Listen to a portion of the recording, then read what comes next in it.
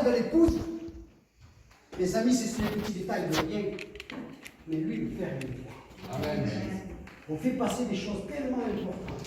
Ces derniers temps, on avait les frères Tziganes à Lessignan. On se rappelait de ces grands rassemblements qu'il y avait pour la Pentecôte, derrière les Pinèdes, derrière la piscine. Il y avait Perpignan, Béziers, Narbonne, Carcassonne.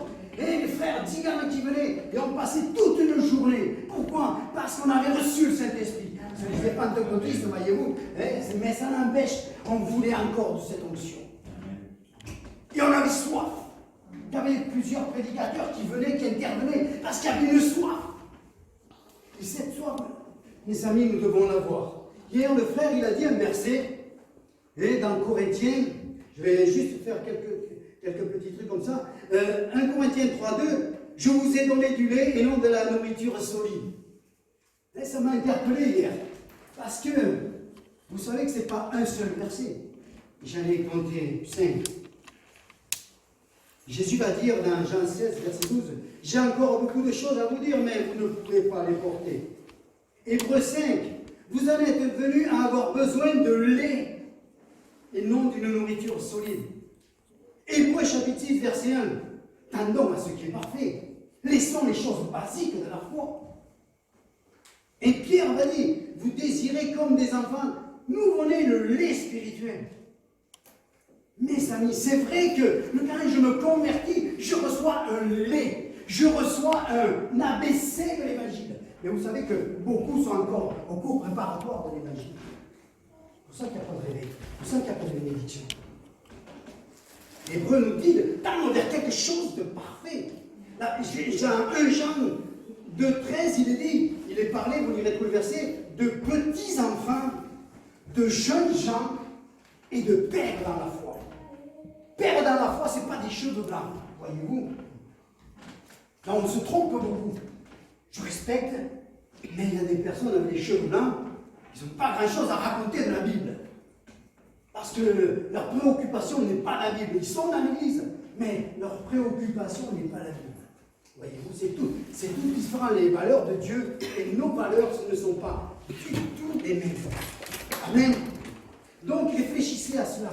Moi, vous savez, là, je pensais donc pour aujourd'hui, la prédication. Mais voyez-vous, il y a des prédications, je n'ai plus envie de les donner. Ça devient, maintenant que je prends à me méditer, à passer l'après-midi, à chercher, à lire, je n'ai plus envie d'amener les messages que j'amenais il y a des années en arrière. Ça ne m'intéresse pas et ça ne me nourrit pas. Et dans ma tête, je me dis, mais ils doivent savoir ça, ils doivent le savoir. Et je cherche des choses nouvelles. Amen. Parce qu'il faut tendre vers ce qui est précieux. Amen. Avant de commencer, je vais lire 2 versets que j'ai trouvés dans Job l'autre jour qui m'ont interpellé. Et donc, comme c'est la période de Pentecôte, je l'ai même, je n'avais pas parlé, donc même chez les frères de Tziganes l'autre jour. Mais ça nous avait donné une soirée formidable. Amen.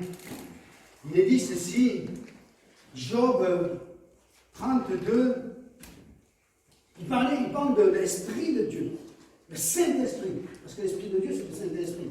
Amen. Job, il nous dit ceci à 32, verset 8, mais en réalité, dans l'homme, c'est l'Esprit, le souffle du Tout-Puissant qui donne l'intelligence. Amen. Pour comprendre la parole de Dieu, nous avons besoin de recevoir le souffle du Tout-Puissant pour avoir l'intelligence de la parole. Amen. Amen. Et au verset 19, il est dit ceci, mon intérieur est comme un vin qui n'a pas d'issue, comme des outres neuves qui vont éclater. Amen. Amen. Des outres neuves qui vont éclater. Mais moi, ça me rappelle ce que Jésus a dit à propos de ça. Les outres qui sont prêtes à éclater parce qu'elles reçoivent le Saint-Esprit. Amen. En elles. Amen. Et donc, ça me faisait penser en lisant Job, que, en fait, nous avons besoin d'être touchés par le Saint-Esprit. Parce que les outres neuves a explosé. C'est à nous. Il y a un feu qui est à nous. Il y a un vin qui est à nous. Le jour de la Pentecôte, on a dit, mais ils sont ivres, ces gens. Là, ils sont ivres. Pourquoi on a dit qu'ils étaient ivres? Parce qu'ils faisaient quelque chose que, normalement, ils ne faisaient pas. Mais il y avait quelque chose en eux.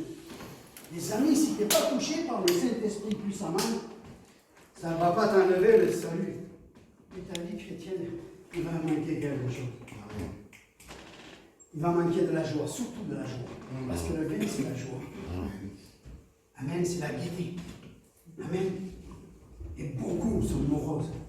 Si on avait réalisé que ce vin nouveau remplit un cœur, le rassasie, mais la salle, elle serait pleine. Elle serait pleine. On ne loupait pas un rassemblement de lundi de Pentecôte. On s'attendait au Saint-Esprit et il s'y passait des choses. On y avait soif. Mais soif, ça veut dire aussi croire. Des fois, on ne vient plus à la réunion de prière parce qu'on ne croit plus à l'exaucement. Ça fait quand même mal au cœur. Moi, je ne sais pas quand Dieu peut exaucer. L'autre soir, d'habitude, à 10h, on est parti. C'était 11h, on continuait. J'aurais pu continuer. Il y avait vraiment une ferveur dans la maison. Hein? C'était impressionnant. C'est pas moi qui l'ai créé. Et moi, à 10h, je m'en vais, mais on ne pouvait plus arrêter.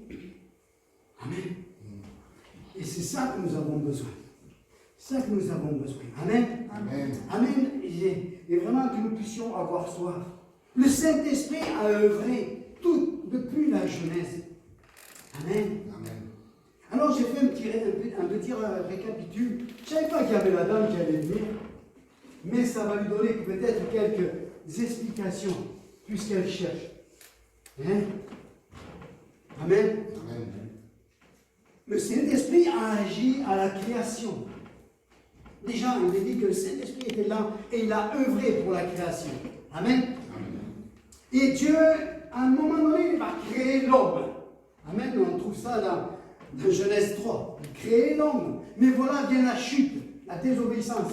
Et Dieu se détourne comme cela. Mais dans son amour, parce que Dieu est amour, et uniquement amour. Même dans sa justice, il est amour. Amen. C'est nous qui avons rendu une justice sévère. La méconnaissance des choses de Dieu nous font parler d'une justice presque de la géole. Non, ça c'est pas ça. Donc il décide un plan pour l'humanité, pour sauver l'humanité, pour sauver mon cœur, mon âme, des ténèbres de l'enfer. Alors il va choisir un homme. L'homme c'est la chute.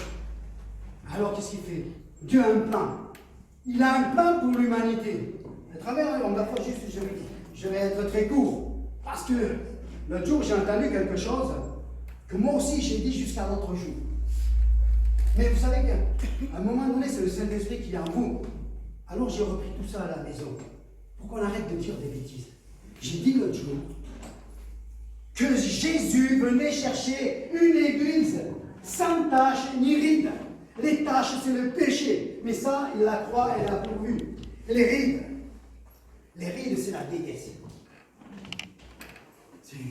C'est 2000 ans d'histoire d'église avec des règles, avec des formes, avec tout un tas de doctrines. C'est les rides. Mais Jésus vient chercher une jeune fille, pas une église ridée. Pas une église ridée. Il va falloir faire, et dans les dernières années, il va le faire. Il va faire le lifting. Amen, je ne vais pas parler de ça ce soir. Mais ça n'empêche, c'est que c'est la vérité. Parce que là, alors, Dieu est là. Et il cherche un homme. Il veut tout recommencer. Et il trouve Noé. C'est l'homme du recommencement. Il est juste, intègre. Il prend une famille, il prend les animaux. Je ne vais pas vous expliquer tout cela. Noé, l'homme du recommencement, pour la destinée que Dieu a prévue pour l'homme. Amen. Ensuite, il nous dit que ce Noé marchait avec Dieu et il va faire une nouvelle création avec lui. Mais une fois qu'il a refait cette création, il lui faut encore un homme. Il va choisir Abraham. Par Abraham, c'est la naissance d'un peuple. Par Abraham, il est dit qu'il est le père de la foi.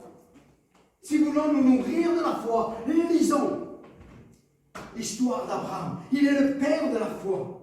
Il était appelé l'ami de Dieu. Amen. Cacherai-je à mon ami quelque chose?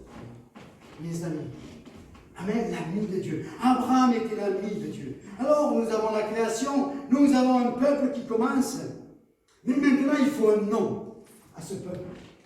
Alors, il choisit Jacob. Regardez bien que c'est jamais des gens parfaits. Il prend Jacob. Parce que ce peuple a besoin d'un nom. Il a besoin du nom d'Israël. Amen. Amen. Pour l'ami de Dieu, c'est Jacques 2, 23. Pour le nom d'Israël, c'est Genèse 32, 28. Hein, c'est pas Ensuite, donc nous avons un nom. Mais ce peuple est en captivité. Alors maintenant, il nous faut un prophète. Et ce prophète, c'est Moïse, qui va venir. Il va amener la loi. Il est le berger par excellence parce qu'il est patient. Il supporte 3 millions de personnes qui sont toujours en désaccord. C'est exactement ce qui se passe dans les assemblées. Le cœur de l'homme n'a pas changé. C'est pour ça qu'il ça serait bien de remonter notre standard chrétien. Parce qu'il est bien bas, notre standard chrétien.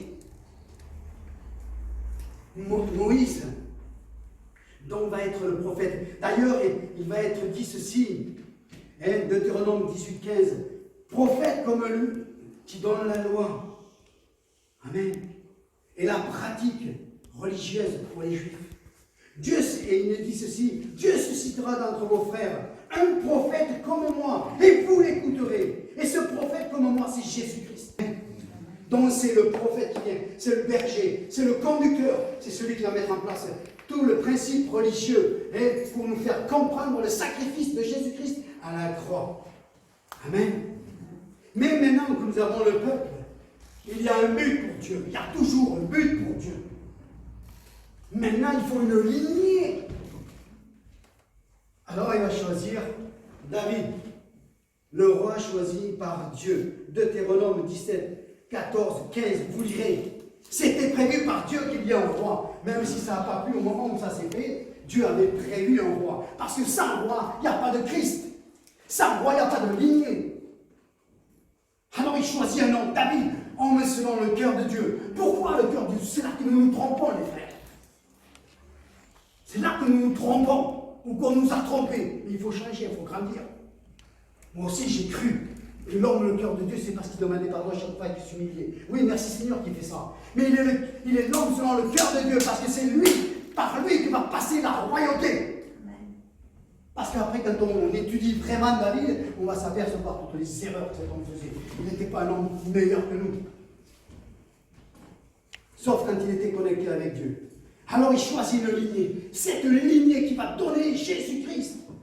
Amen. Et une fois qu'il a la lignée, il va lui falloir maintenant une femme pour porter Jésus.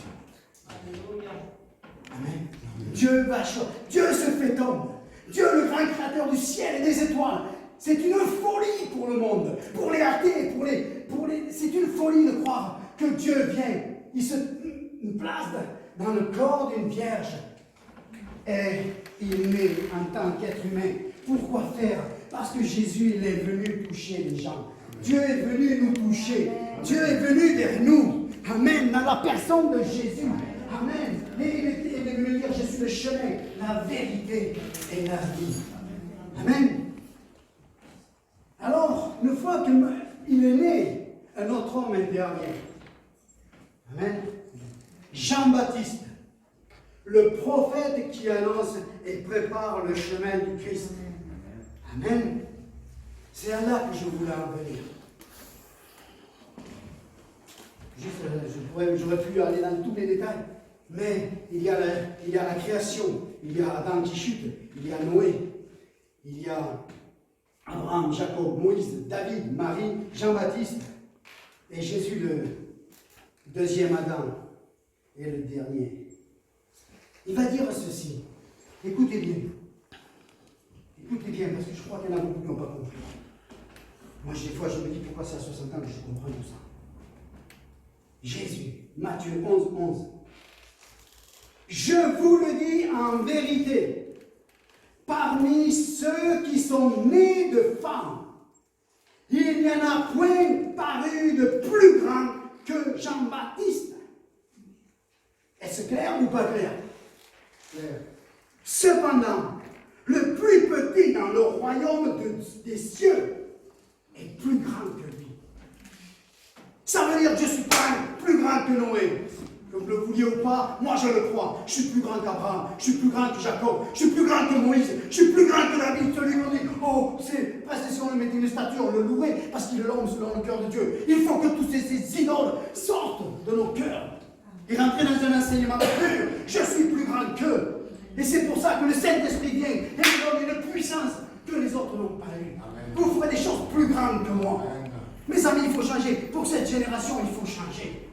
Nous, on nous a bridés parce qu'on ne veut pas il ne faut pas faire de tumulte dans les assemblées. Il ne faut pas faire de tumulte. Vous vous rendez compte? Si on m'avait enseigné ça il y a 40 ans, quelle possibilité, quelle foi serait venue dans mon cœur. Mais non, la seule chose qu'on sait te dire, tu es toujours un pécheur, tu n'auras jamais la capacité, tu n'auras jamais ceci. La Bible dit le contraire. Jésus nous ouvre le ciel, il nous ouvre l'espérance, il nous ouvre le chemin de la victoire. Amen. Cette victoire qui a été le manipulement et l'œuvre du Saint-Esprit. Tout ça, c'est le Saint-Esprit qui agit à travers ces hommes. Dieu, il est dans le ciel, il est là-haut. Il envoie le Saint-Esprit. C'est le Saint-Esprit qui agit. Amen. Oh là là. Et pourquoi? Pourquoi je peux dire ce que je viens de dire? Parce que ces hommes-là ont été choisis et positionnés par le Saint-Esprit. Mais nous, c'est pas pareil. Nous, c'est pas pareil. Nous sommes une race élue. Nous sommes précieux parce que nous sommes les enfants de Dieu. Alléluia. Amen. Il nous est dit ceci. 1 Jean 31. Voyez quel amour le Père nous a témoigné pour que nous soyons appelés enfants de Dieu. Et nous le sommes. Je le suis. Même s'il y a encore des réglages dans ma vie à faire, je suis enfant de Dieu. J'ai été racheté par le sang de l'agneau. À la croix, j'ai été racheté. David n'a pas été racheté. Abraham n'a pas été racheté. Ils ont été positionnés. Mais nous, c'est pas pareil. Il nous a pris dans l'état où on était, dans nos faiblesses. Mais il nous a aimés. Dieu a tant aimé le monde qu'il a donné son Fils. Et il est venu nous racheter de ce monde pervers. Je ne sais pas pourquoi. Je ne sais pas pourquoi. Moi non plus, je ne sais pas pourquoi tu es là. Je ne sais pas pourquoi vous êtes là. Mais Dieu le sait. Dieu le sait, c'est parce qu'il a positionné ton nom dans le ciel déjà depuis longtemps. Par le sang de Jésus-Christ, nous avons été rachetés et nous avons plus de valeur que tous ces hommes-là. Alors oui, nous devons les respecter. Parce que leur histoire, elles sont là pour nous servir d'instruction. Pas pour que nous fassions des icônes. Je ne suis pas catho. Mais les évangéliques cathos, il y en a beaucoup. Ce n'est pas des saints, mais c'est David, il ne faut pas toucher. Va chercher David, tu vas trouver comment tu vas pouvoir régler ta vie de famille. Va voir toutes ces erreurs. Va voir les erreurs d'Abraham. Va voir les erreurs. Parce qu'ils ont fait des erreurs. Ils sont des hommes comme nous. Amen. Pour que nous puissions réaliser. Tout ça, c'est l'œuvre du Saint-Esprit. Et ce Saint-Esprit, Jésus a dit, je vous le donne. Le jour de la Pentecôte. Imaginez-vous, je l'ai déjà dit ça. Jésus avait parlé à 500 personnes. Il s'était montré ressuscité. Il a enseigné sur le royaume de Dieu. Il a fait tout un tas de choses. Les gens ont vu. À l'époque, on ne pouvait pas dire que Jésus n'était pas ressuscité. 2000 ans après, les gens à la terre racontent ce qu'ils veulent. Mais à cette époque-là, on ne pouvait pas mentir sur Jésus. C'était trop frais. On l'avait vu ressusciter. Il s'était présenté dans les rues, dans les familles. 500 personnes l'ont vu. Et puis, il a dit, je vous donne rendez-vous sur la montagne. Mais il n'y en a que 130 qui ont été intéressés. J'ai prêché là-dessus, je ne vais pas en dire, mais c'est triste. 500 personnes qui l'ont vu ressusciter, qui connaissaient son histoire, les miracles, toutes ces choses, tous ces enseignements. Ils n'ont même pas eu soif. C'est le cas de bien les assemblées. Je dis toujours, on peut me donner toutes les excuses. Parce que si je ne les prends pas, on va dire que je n'ai pas d'amour. Donc je prends toutes les excuses. Mais Dieu, c'est le Dieu de la soif. Hier, cette semaine, j'ai visité une dame. Un jour, elle a eu soif. Elle a eu soif de la main sur sa vie. Toulouse avait dit, c'est fini, nous on ne veut plus vous soigner, on ne peut rien faire pour votre cancer. Débrouillez-vous, essayez de monter à Paris, voir si sur Paris on peut faire quelque chose. Là, mais pas chrétienne encore. Elle a la foi, je le crois sans aucun problème. Parce que j'étais là revisiter l'autre jour et ça m'a fait du bien de la voir. Et Dieu a fait un miracle, c'est que, avec Yvette, mais c'est vraiment, je ne vais pas raconter les détails, mais c'est vraiment Dieu qui a conduit. Je suis allé la voir avant qu'elle monte à Paris. Si j'avais été le jour que j'avais décidé, c'était trop tard, elle était montée à Paris. Mais Dieu m'avait dit, vas-y lundi, vas-y lundi. Donc j'ai été le lundi, je suis allé la rejoindre dans l'hôpital, j'ai dit à sa fille, je voudrais au moins voir ta mère avant qu'elle monte. Et puis, nous avons prié. Quand j'ai quitté la clinique, j'ai dit à sa fille, ta mère, il n'y a plus de soucis à se faire. Il n'y a plus de soucis. Et le dimanche, à l'église, j'ai dit, ta mère, il n'y a plus de soucis. Ça veut dire que je ne vais même plus prier pour elle. Par contre, ton frère avec ta mère, ils sont fâchés depuis tant d'années. Là, on va prier maintenant aujourd'hui pour qu'ils se réconcilient. Elle est montée à Paris. Les spécialistes n'ont plus rien trouvé. Alléluia. Mon frère, alors. Ah, mais mon frère, ça y est, il s'est réconcilié avec moi. Amen. C'est ce Dieu-là. Alors, c'est un témoignage comme ça, alors que on devrait pouvoir vivre ça à la chaîne. Amen. Amen. Amen. Parce que nous sommes, il est dit dans Romains 8, 17, si nous sommes enfants, nous sommes aussi héritiers. Héritiers de Dieu, co-héritiers de Christ. Ça n'a pas été dit à Abraham, ça n'a pas été dit à Moïse, ça n'a pas été dit. Alors, oui, étudions ces hommes. Essayons de les imiter. Mais de grâce, tu es plus grand qu'eux. Parce que le Saint-Esprit est venu habiter en toi. Amen. Moïse, tout grand qu'il était, il fallait qu'il aille au tabernacle là-bas pour rencontrer Jésus, le rencontrer.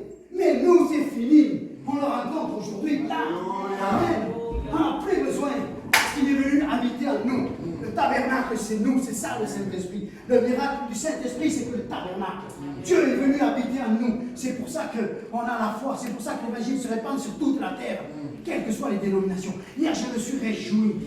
Il y a un frère dans l'Alsace, et il dit d'avoir reçu de Dieu un songe.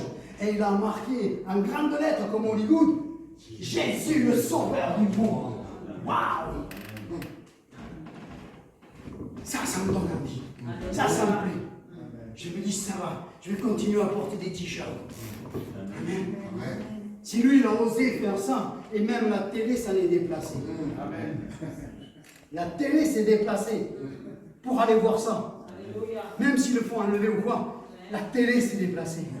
Si tu as de méchances grandes, la télé va se déplacer. Alléluia. Mais c'est parce qu'on ose de petit. Et des fois, ceux qui nous gouvernent n'ont pas envie de grandes choses. Il ne faut pas faire de vagues. Mais tu ne feras pas de vagues.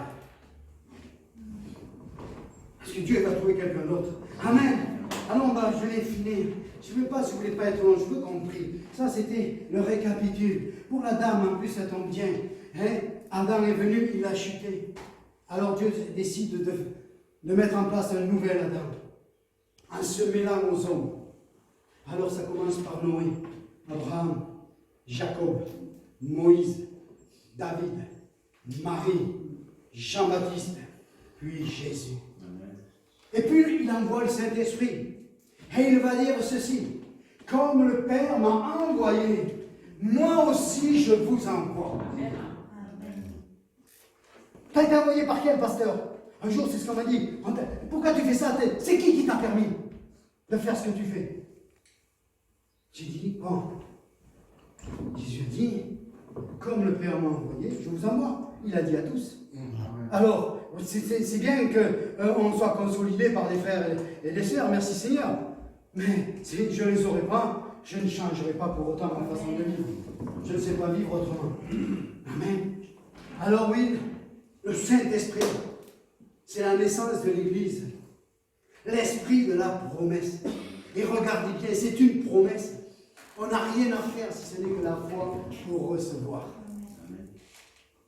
C'est pour ça que cette dame, elle a compris, elle a reçu la promesse. Elle a été guérie. Moi, je voudrais qu'elle se donne davantage, mais je crois qu'il y a vraiment quelque chose dans son cœur.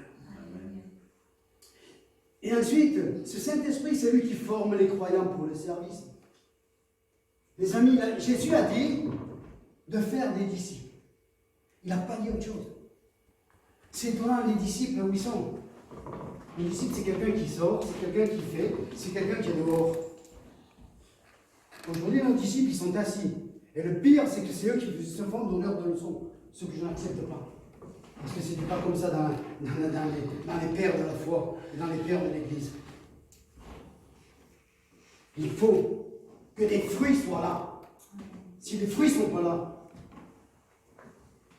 vous lirez la Bible. Les noces, en fait, cette Église, en tant qu'épouse, parce que nous apprenons que nous sommes l'épouse. Je vous parle plus en détail, parce que là aussi, on nous a... Amen, mais on va rester sur l'épouse. Des noces sont préparées dans le ciel pour les croyants qui sont enlevés. L'esprit que Dieu a remis à nous, l'esprit qui met en bon point, c'est cet esprit qui va nous ressusciter. C'est cet esprit qui va remonter vers Dieu. C'est pour ça que Jésus, la Bible affirme, heureux ceux qui meurent en Jésus-Christ. Heureux. C'est fou, c'est le contraire de ce que la société pense.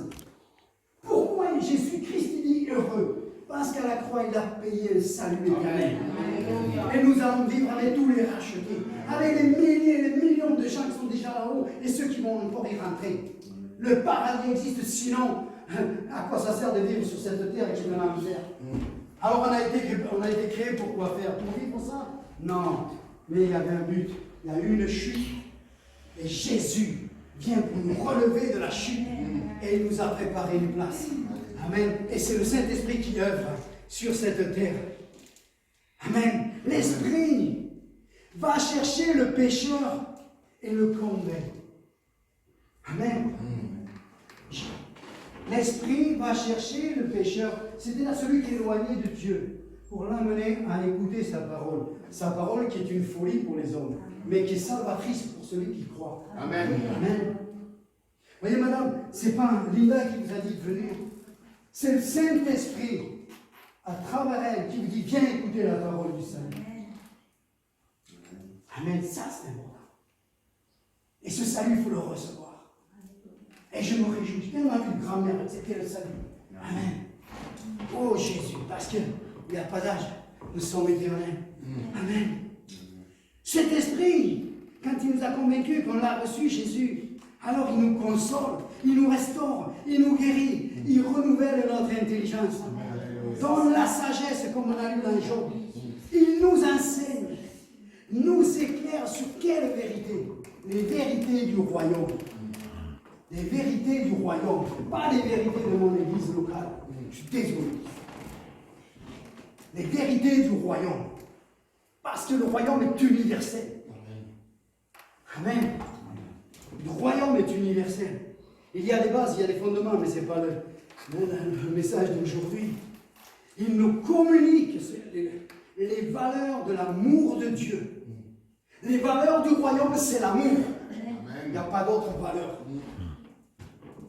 L'amour pour le prochain, l'amour pour l'Église, l'amour pour l'épouse de Jésus. Ceux qui auraient dû faire une salle pleine, ceux qui auraient dû faire même plus qu'une salle, se sont regroupés toutes les assemblées pour aller au dôme ou ailleurs et faire une fête comme ça se faisait avant. Nous communique les valeurs. Change notre caractère par son fruit. Parce que notre caractère a besoin de changer. Et c'est là que un petit enfant et un jeune homme, il a encore. Mais quand on devient un père dans la foi, notre caractère commence à vraiment changer. On ne change pas au début, on change avec le temps. Parce qu'il faut être renouvelé. Il faut que cette parole devienne une nourriture.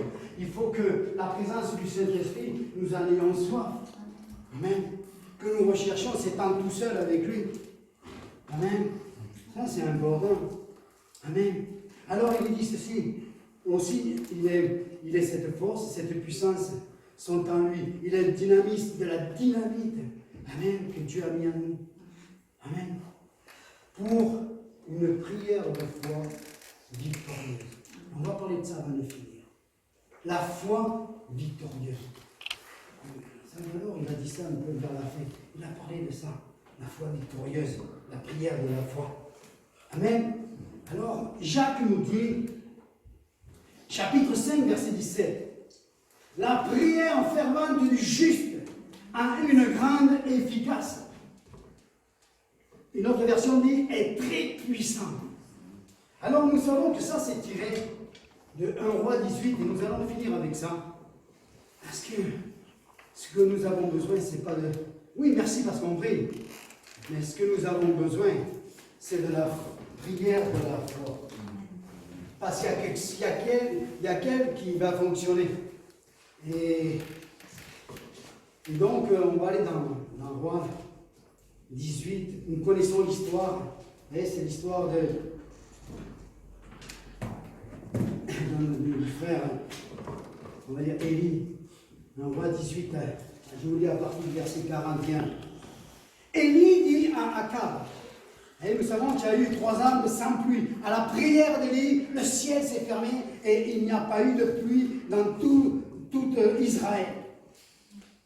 Mais il est temps maintenant que la pluie revienne. Monte, il dit à Akab, mange et bois, car il se fait un bruit qui annonce la pluie. Akab monta pour manger et pour boire. Mais Élie monta au sommet du Carmel, il se penchait contre terre, il se mit son visage entre les genoux. Il dit à son serviteur, monte, regarde du côté de la mer. Le serviteur monte, il regarde Élie, il n'y a rien. Élie dit, 7 fois, retourne. À la 7e fois, il dit, voici un nuage s'élève, un petit nuage s'élève là-bas au fond, sur la mer, et qui est comme la paume de la main. Élie dit, monte, et il dit à Akab, attelle et descends, afin que la pluie ne t'arrête pas. En peu d'instants, le ciel s'obscurcit et les nuages et le vent s'établissent. Il y eut une forte pluie. Akab monta sur son char et partit sur Zirel. Et la main de l'Éternel fut sur Élie, qui se saignit les reins et courut devant Akab jusqu'à l'entrée de Zirel. Amen. Vraiment, la puissance de Dieu est descendue. Mais revoyons cette prière. Alors, je ne vais pas la dire comme peut-être vous l'avez entendu. Parce que de toute façon, je n'aime pas redire. Mais cet homme Élie nous a dit qu'il était un homme comme nous. Donc, c'est que nous pouvons faire ces choses. Amen. Amen. À un niveau peut-être différent, mais nous pouvons expérimenter de telles choses. Alors, il dit ceci. Là, ce qui m'a interpellé, c'est, il dit, monte, mange, car il se fait un bruit. Élie entend. Si ça avait été l'orage, je me suis dit, tout le monde aurait vu les grondements. Non, Élie était en communication permanente avec Dieu. Amen. Il avait la voix de Dieu. Pas les éclairs, parce que les éclairs, tout le monde sait que ça annonce la pluie. Il était en communion. C'était un homme de communion avec Dieu. Qu'il savait reconnaître quand Dieu parlait, comme Abraham, Moïse, tous ceux qu'on a cités. Eux aussi, c'était des hommes comme nous. Mais ils savaient entendre la voix de Dieu. Aujourd'hui, il y a beaucoup de faux Élie. Ils ne sont pas tellement en communion, parce que tout ce qu'ils arrivent, tout ce qu'ils disent n'arrive pas à le croire. Amen.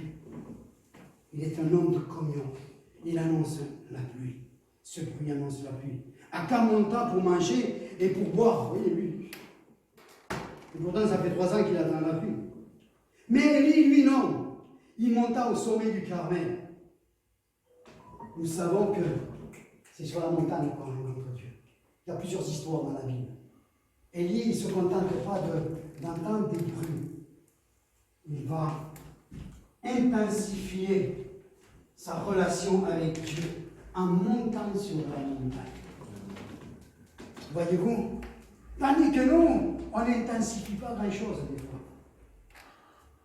Dès qu'on commence à voir que ça va venir, ouais, mais c'est bon. C'est fait, c'est fait. Non, lui, il ne fait pas ça. Il monte sur la montagne. Et puis là, il va faire quelque chose d'assez particulier, qui m'a toujours étonné. Il fait ceci. Il monta au sommet, il se pencha contre terre, mit son visage entre les genoux. Il est sur la montagne, imaginez-le. Alors, c'est pas que je vais faire mettre ça à genoux. Et il met sa tête entre les genoux et il est là. En fait, il se ferme au monde pour rester en communion avec Dieu. Jésus a dit, ferme ta porte de ta chambre. Il est temps de fermer les voix incrédules qui sont autour de nous et qui nous font toujours retomber. Je deviens un peu plus exigeant. Et à la fois, je coupe court carrément. Terminé. Avec des personnes. Terminé. Si ça doit m'amener à discuter, si ça doit m'amener à douter, si ça doit m'amener, et j'ai 62 ans, j'ai plus de temps à perdre. Il est temps de se fermer la porte de notre cœur à tous les oreilles. Lui, il voulait la voix de Dieu, il ne voulait pas la voix des gens. Et remarquez bien, c'est assez surprenant. Il dit au serviteur, monte et va voir ce qui se passe, va voir. Et l'autre, il arrive. Et comme ça, nous en avons plein, et on peut se mettre dedans. Il n'y a rien, retourne. Je veux rien savoir, retourne. Il était obéissant. Élie, il n'y a rien, Élie. Tu fais ça pour rien. Mais pourquoi tu veux qu'on aille à l'église? Pourquoi tu veux qu'on aille aux réunions de prière? Mais ça sert à rien. Bah, il ne se passe jamais rien. 3/4 des cœurs sont comme ça aujourd'hui. Vous attendez à quoi? Des bénédictions? Faut pas rêver. Faut pas rêver. C'est pas comme ça que ça marche. Quand on lit les biographies, ça manque de lecture, de connaissances. Lisez les biographies, vous allez voir ces hommes de Dieu. Ah oui, maintenant ils font des grandes choses. Ah, on les juge, on dit, oui, mais attention, tout ce qui est grand n'est pas bon. Mais tu n'as pas fait le 5e de ce que ces gens ont fait pour voir la gloire de Dieu. Eux, ils se sont fermés des heures dans leur chambre sur les montagnes. C'est vraiment, il y a un frère en Afrique, il s'est fait une montagne, il va se fermer là pour prier, là, il a mis le croix. Et il passe des heures, des nuits entières. Depuis 10 ans. Et quand il fait des séminaires, les Syriens sont les gens, les paralytiques se lèvent. Les amis, on est court, hein? Et il n'y a rien. 7 fois. Puis à la 7e fois, il dit, un petit nuage là-bas. Combien là-haut, c'est un petit nuage? Non, le vent va souffler, non, on s'est trompé. Non, c'est pas. Non, c'est. Or, moi, ma Bible me dit que le Seigneur, les petits commencements, il les aime. Mais pour pouvoir notre petit commencement réussir, il faut rester dans la foi et écarter tous les autres qui arrivent. Non, c'est le grandeur qui est là. La pluie, l'orage va venir. La pluie, l'orage va venir. Retourne. Je ne veux rien savoir. Retourne. Et ça s'est passé pendant 7 fois. Et puis il a annoncé. Et puis il va dire quelque chose. Vite! Appelle Akab, qui descende, afin que la pluie ne l'arrête pas les chemins. Va le prévenir, il a encore de la bonté, Élie. Il dit, allez pas prévenir Élie. Et puis Akab, et puis ils vont chercher Akab. Et puis il y a là aussi, il y a une là que je n'avais pas vue, mais qui est complètement fou. Akab, c'est le roi. Il a un char avec 4 chevaux. C'est ça les rois. Il n'a pas une de chevaux, il a une Mercedes. Un cheval, il n'a pas de mulet, non, il en a 4 pour tirer son char. Et il s'en va tout au fond, parce qu'il voit la noirceur des nuages, il s'en va. Imaginez-vous 4 chevaux qui sont en train de tirer un char. Et lui, il se prépare tranquillement. Il s'en va en courant et il se positionne devant Akab. Élie était un homme comme nous. Alléluia. Capable de courir plus vite que les chevaux.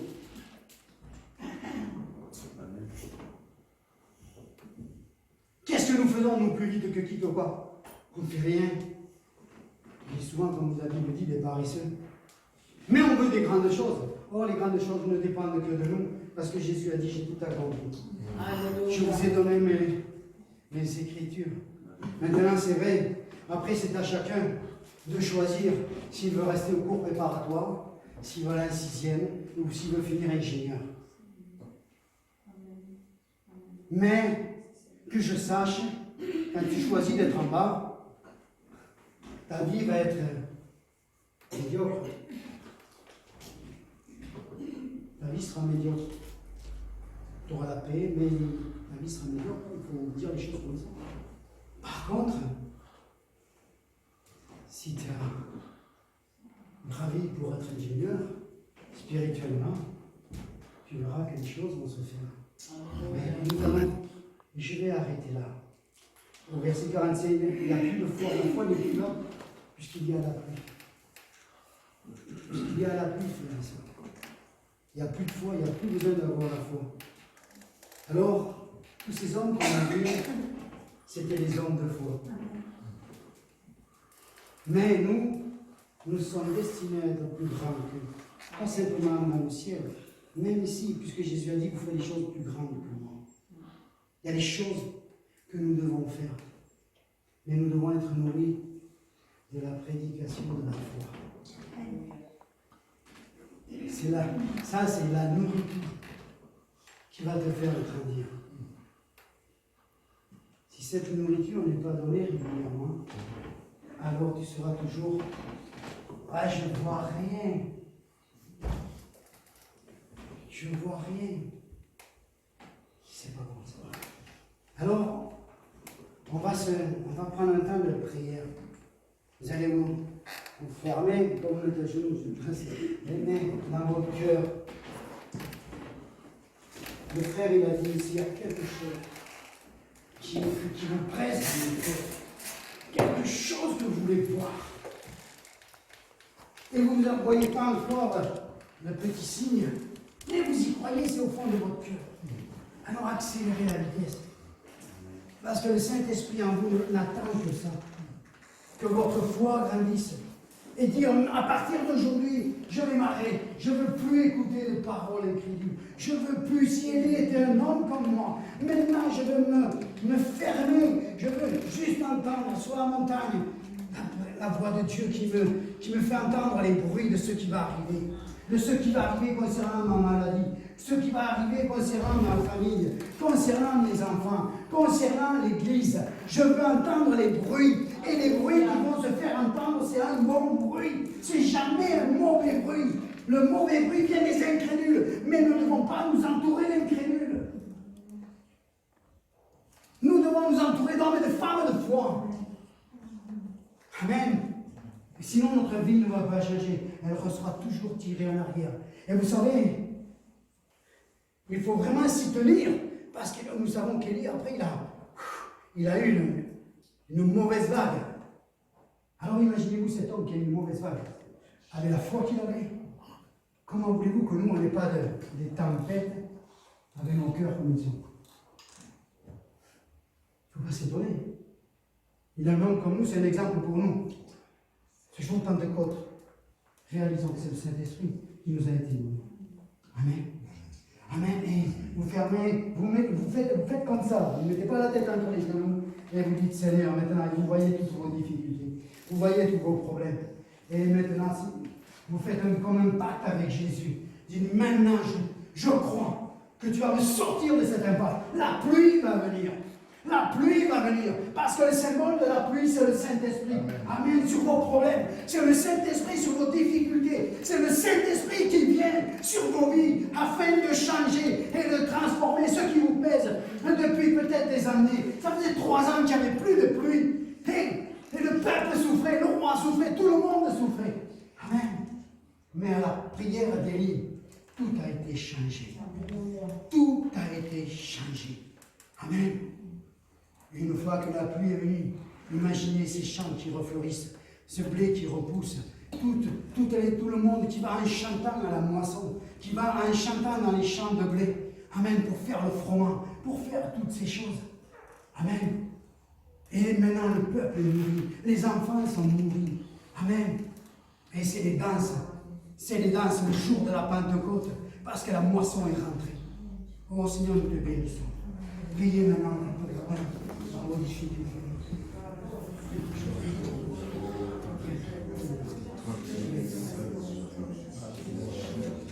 Tu agis sur ton peuple. Tu es le seul, alléluia.